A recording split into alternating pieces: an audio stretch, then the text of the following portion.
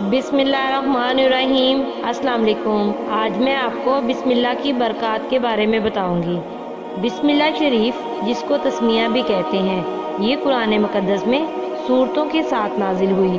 ہر سورت مبارکہ بسم اللہ سے شروع ہوتی ہے، مگر سورہ توبہ سے پہلے یہ نازل نہیں ہوئی، اس لیے کہ یہ سورہ توبہ کے شروع میں نہیں لکھی گئی۔ قرآن پاک کا آغاز بسم اللہ شریف سے اس لیے ہوتا ہے کہ اللہ تعالیٰ کا نام برکت والا اور شیطان کو بھگانے والا ہے۔ یہ مہر لگ جاتی ہے کہ اب قاری کے پاس شیطان نہیں آ سکتا۔ اب تو یہ دور آ گیا ہے کہ گھروں میں قرآن پاک کی تلاوت نہیں ہوتی۔ ہر کام سے پہلے بسم اللہ پڑھنا بھول گئے ہیں۔ گھروں میں بے برکتی کیوں ہے؟ اس لیے کہ ہم اسلام اور قرآن سے دور ہو گئے ہیں۔ خدارا، اپنے گھروں کو قبرستان نہ بناؤ۔ بچوں کو قرآن مقدس کی تلاوت کا عادی بناؤ۔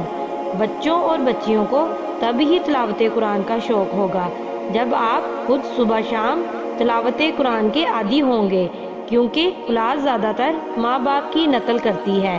میرے پیارے رسول صلی اللہ علیہ وآلہ وسلم نے ارشاد فرمایا، اے میرے صحابہ، ہر اچھے کام سے پہلے بسم اللہ شریف پڑھا کرو، کیونکہ کفار ہر کام سے پہلے یوں کہتے تھے، بسم اللہ لات العزا، لات اور عزا کے نام سے شروع۔ لیکن تم جب بھی کوئی کام کرو تو یہ کہو، بسم اللہ الرحمن الرحیم۔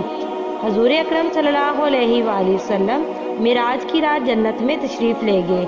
آپ نے وہاں 4 نہریں دیکھیں، شہد، دودھ، شراب اور پانی کی ہر نہر جس تون سے نکلتی تھی، وہاں بسم اللہ الرحمن الرحیم لکھا تھا۔ بسم اللہ کی میم سے پانی جاری تھا، اللہ کی ہے سے دودھ جاری تھا، رحمان کی نون سے شراب جاری تھی، رحیم کی میم سے شہد جاری تھا۔ حضور اکرم صلی اللہ علیہ وآلہ وسلم نے پوچھا، اے باری تعالیٰ، یہ نہریں کن کے لیے جاری کی گئی ہیں؟ تو اللہ تعالیٰ نے فرمایا، اے میرے پیارے محبوب، آپ کی امت کے لیے، وہ لوگ جو ہر اچھے کام سے پہلے بسم اللہ پڑھیں گے، یہ ان کے لیے تیار کی گئی ہیں۔ شیخ سعدی رحمۃ اللہ علیہ نے یہ حکایت لکھی ہے کہ یہودی کی بیٹی نے سنا کہ ہر کام سے پہلے جو بسم اللہ شریف پڑھے تو اس کے کام میں برکت ہوتی ہے، وہ کام خراب نہیں ہوتا اور پورا ہو جاتا ہے۔ اس نے ہر کام سے پہلے بسم اللہ کا ورد شروع کر دیا۔ اس کا علم یہودی کو ہو گیا، وہ بہت پریشان ہوا اور اس نے خیال کیا کہ کہیں میری بیٹی مسلمان تو نہیں ہو گئی۔ اب وہ کوئی بہانہ ڈھونڈنے لگا کہ کسی بہانے اپنی بیٹی کو قتل کر دے۔ ایک دن وہ بازار سے سونے کی انگوٹھی لے کر آیا اور بولا، اسے پہن لے، جب ضرورت ہوگی تو لے لوں گا۔ اس لڑکی نے بسم اللہ پڑھ کر وہ انگوٹھی اپنی انگلی میں پہن لی۔ جب رات ہوئی تو دیکھا کہ بیٹی سوئی ہوئی ہے۔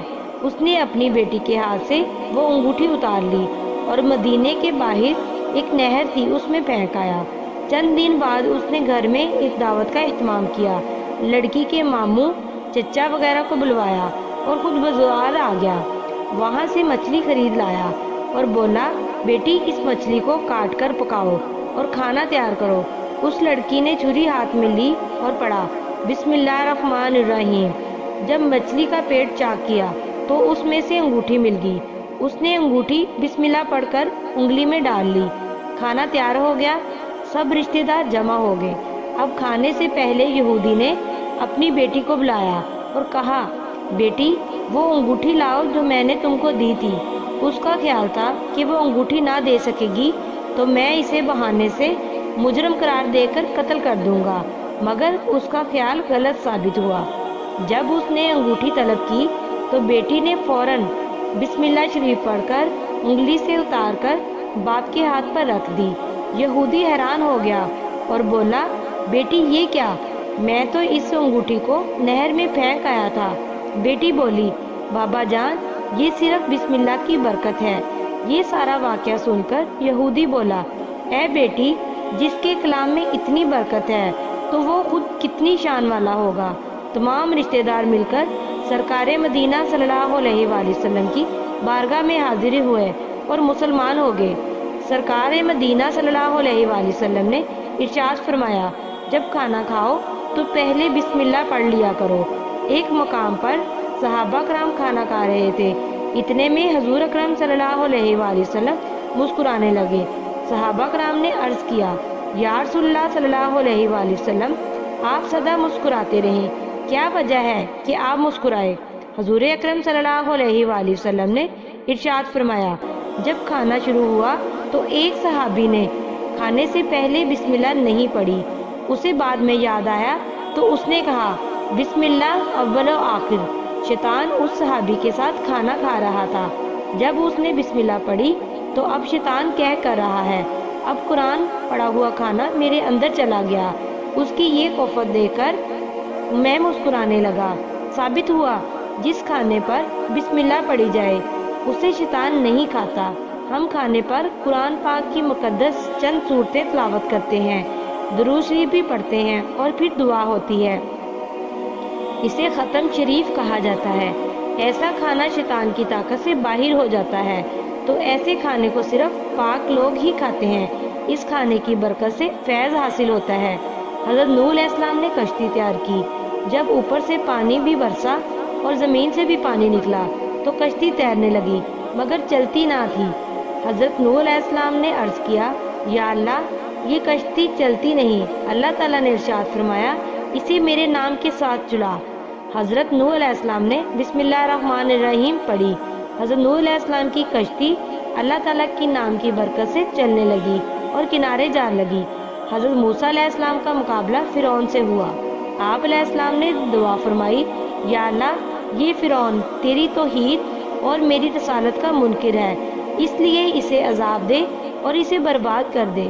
اللہ تعالیٰ نے ارشاد فرمایا، اے میرے کلیم اللہ، جب اس نے اپنا محل بنایا تھا تو اس کے دروازے پر لکھا تھا، بسم اللہ الرحمن الرحیم۔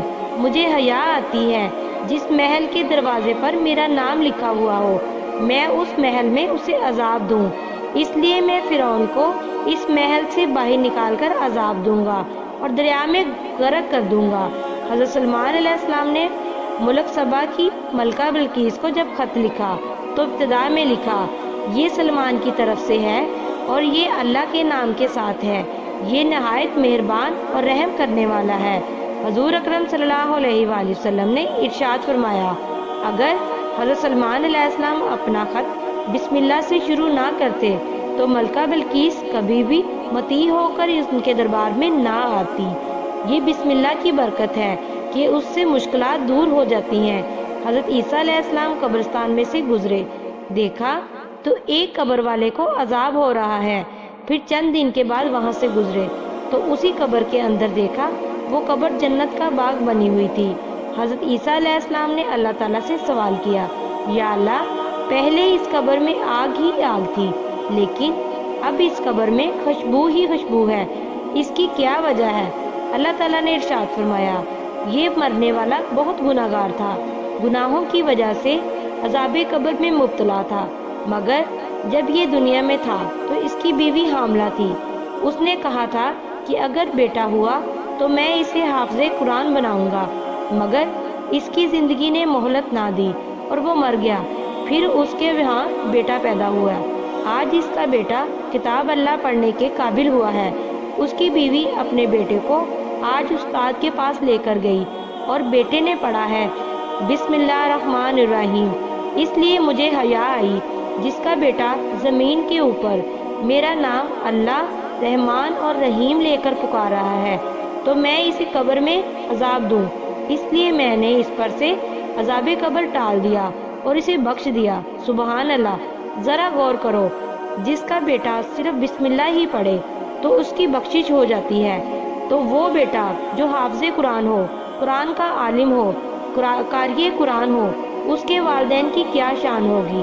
اس لیے اپنی اولاد کو قرآن پڑھنے والا بناؤ تاکہ تمہاری نجات ہو جائے اور تمہارا مرتبہ بلند ہو جائے، تمہارا مقام جنت میں بن جائے، تمہاری بخشش کا سامان ہو جائے۔ ہرکل بادشاہ روم نے خلافت فاروقی میں روم سے ایک قاصد روانہ کیا اور پیغام بھیجا، اے امیر المومنین، حضرت عمر فاروق میرے سر میں شدید درد رہتا ہے، کوئی نسخہ تجویز فرما دیں۔ حضرت عمر فاروق رضی اللہ تعالیٰ عنہ نے ایک چھوٹا سا کاغذ طے کر قاصد کو دے دیا اور فرمایا، शाह रूम से कहना इसे कपड़े में बांधकर सर पर बांधे, सर का दर्द फौरन बंद हो जाएगा। शाह रूम ने ऐसा ही किया, सर का दर्द जाता रहा। जब भी सर में दर्द होता वो इस कागज को कपड़े में बांधकर सर पर बांध लेता और उसका दर्द दूर हो जाता। एक दिन उसने सोचा, देखूं इस कागज पर क्या लिखा है। जब उसने कागज की तह को खोला तो इस पर ये लिखा हुआ था, बिस्मिल्लाहिर्रहमानिर्रहीम। हजरत खालिद बिन वलीद, जिनको सैफुल्लाह यानी अल्लाह की तलवार का खिताब खुद प्यारे रसूल सल्लल्लाहु अलैहि वसल्लम ने दिया था, उनके पास बहुत सारे ईसाई आए। आपने उनसे बातचीत की, इस्लाम की हकानियत बताई। रसूल अकरम सल्लल्लाहु अलैहि वसल्लम रसालत नबूवत के फ़ज़ाइल बयान किए, मगर वो ईसाई ना माने। उन ईसाइयों का एक सरदार था, उसने कहा, ए खालिद बिन वलीद, सारी बातें छोड़ो, ये जहर की बोतल, इसको अगर तू पी ले और तुझे कुछ ना हो तो इस्लाम की हकानियत साबित हो जाएगी और हम सारे मुसलमान हो जाएंगे। हज़रत खालिद बिन वलीद ने वो जहर वाली बोतल हाथ में ली और फरमाया, अगर तुम मेरे रसूल अकरम सल्लल्लाहु अलैहि वसल्लम के गुलाम हो जाओ और फिर ये जहर तो मैं कुछ भी नहीं, मैं ऐसी कई बोतलें पी सकता हूँ। अगर मेरे अल्लाह ने चाहा तो रसूलुल्लाह सल्लल्लाहु अलैहि वसल्लम के सदके मुझे कुछ नहीं होगा। आपने पढ़ा बिस्मिल्लाहिर्रहमानिर्रहीम और सारी बोतल खाली कर दी। वो जहर सारे का सारा पी लिया। अब ईसाई देख रहे थे और ख्याल कर रहे थे कि अभी मर जाएगा, लेकिन 2-3 घंटे गुजर जाने के बाद आप पर कोई असर ना हुआ। आपने फरमाया, क्या सोच रहे हो? ये बिस्मिल्लाह शरीफ की बरकत है कि वो जहर शहद में तब्दील हो गया। अब तुम अपना वादा पूरा करो। सारे के सारे ईसाई मुसलमान हो गए और इस्लाम और कुरान की फजीलत जान गए। मुसलमान होकर घरों को लौटे और जन्नत के हकदार बन गए। तफसीर अजीज़ी में हज़रत अब्दुल अजीज़ मुहद्दिस देलवी रकम तराज हैं। एक शख्स ने मरने से पहले वसीयत की कि जब मैं मर जाऊं तो मेरे कफन पर लिख देना बिस्मिल्लाहिर्रहमानिर्रहीम।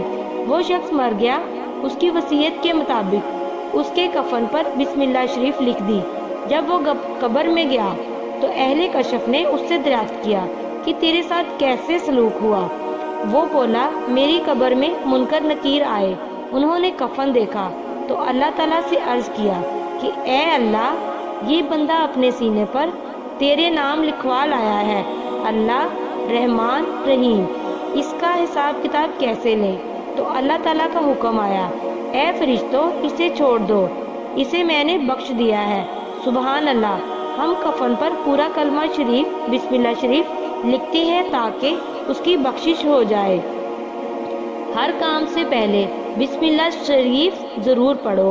बच्चों को दूध पिलाओ तो बिस्मिल्लाह पढ़कर, आटा गूंदो तो बिस्मिल्लाह पढ़कर, रोटी पकाओ तो बिस्मिल्लाह पढ़कर, सालन पकाओ तो बिस्मिल्लाह पढ़कर, घर में दाखिल हो तो बिस्मिल्लाह पढ़कर, कपड़े पहनो तो बिस्मिल्लाह पढ़कर, खाना खाओ तो बिस्मिल्लाह पढ़कर, किताब पढ़ने लगो तो बिस्मिल्लाह पढ़कर, पानी पीने लगो तो बिस्मिल्लाह पढ़कर। जन्नत में अपने महल बनाओ, बरकत और फैज़ान से अपने दामन भर लो।